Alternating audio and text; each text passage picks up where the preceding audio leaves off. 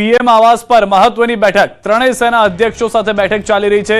PM આવાસ પર ચાલી રહી છે આ બેઠક, જે જાણકારી મળી રહી છે, કર્નલ સોફિયા કુરેશીએ ખોલી છે પાકિસ્તાનની પોલ। પાકિસ્તાની સીમાવર્તી વિસ્તારોને ટાર્ગેટ કરવાની કોશિશ નાકામ કરાઈ છે, એ પણ જાણકારી મળી રહી છે। પરંતુ તે પહેલા મહત્વના અને મોટા સમાચાર એ પ્રધાનમંત્રી નિવાસ સ્થાનેથી પ્રાપ્ત થઈ રહ્યા છે કે જ્યાં આગળ ત્રણેય સેના અધ્યક્ષો સાથે બેઠક ખુદ પ્રધાનમંત્રી કરી રહ્યા છે। આજે દિવસભરની ગતિવિધિઓ તો જોઈ હતી, દિવસભરની ગતિવિધિઓમાં રાજનાથસિંહ જે રક્ષામંત્રી છે તેઓ તેમની સાથે બેઠક કરતા જોવા મળ્યા હતા, પરંતુ હવે ખુદ પ્રધાનમંત્રી ત્રણેય સેના અધ્યક્ષો સાથે બેઠક કરી રહ્યા છે। આ તમામની વચ્ચે આજે એમઈ તરફથી જે પ્રેસ કોન્ફરન્સ કરવામાં આવી તેમાં એ વાત સ્પષ્ટ કરવામાં આવી કે ડ્રોનથી હુમલા ગઈકાલે પાકિસ્તાન તરફથી શરૂઆત થઈ હતી, ત્યારબાદ વળતી કાર્યવાહી ભારતે કરી હતી અને ભારતના 4 ડ્રોન પાકિસ્તાનમાં છોડવામાં આવ્યા હતા, જેમાંથી એક ડ્રોને સફળતાપૂર્વક એની એર ડિફેન્સ સિસ્ટમ છે તેને તોડી પાડી હતી અને સાથે જે ડ્રોન છોડવામાં પાકિસ્તાન તરફથી આવ્યા હતા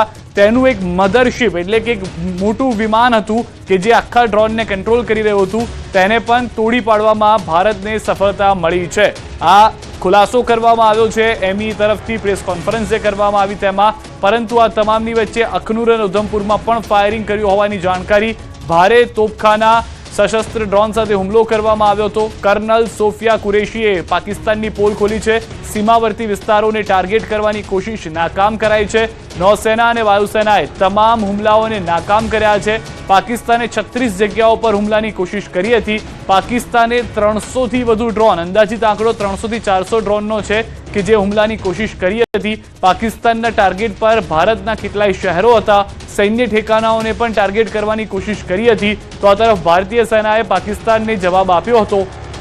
જો કે પાકિસ્તાને કરેલા હુમલામાં 2 ભારતીય છાત્રનું મૃત્યુ નિપજ્યું હોવાની પણ જાણકારી છે, જ્યારે ભારતે પાકિસ્તાનના 4 ઠેકાણાઓ પર મુંહતોડ જવાબી કાર્યવાહી કરી। આ તરફ પાકિસ્તાને પૂંછના ગુરુદ્વારાને પણ ટાર્ગેટ કર્યું હતું। ભારતીય વાયુસેનાની કામગીરી સંયમિત હતી। પાકિસ્તાને પોતાના નાગરિક હવાઈ પટ્ટીઓને ચાલુ રાખી હતી। પાકિસ્તાને તુર્કીના બનેલા ડ્રોનનો ઉપયોગ કર્યો હતો। તંગદાર, ઉરી, ઉધમપુરમાં પાકિસ્તાને ફાયરિંગ કર્યું હતું। ઇન્ટરનેશનલ ઉડાનોને પાકિસ્તાને ઢાલ તરીકે ઉપયોગ કર્યો છે, એટલે કે જે સિવિલિયન એરલાઇન્સ છે તેને પોતાની એરસ્પેસમાં ચાલુ રાખી। જ્યારે આ ડ્રોન હુમલો થયો ત્યારે આ એરલાઇન્સ ચાલુ રાખવામાં આવી। જો ભારત તરફથી, ભારતીય એર ડિફેન્સ તરફથી જો સંયમ ન વર્તવામાં આવ્યો હોત તો આ પ્લેનને પણ નુકસાન થઈ શક્યું હોત, અનેક સિટીઝન્સની જાન ગઈ હોત।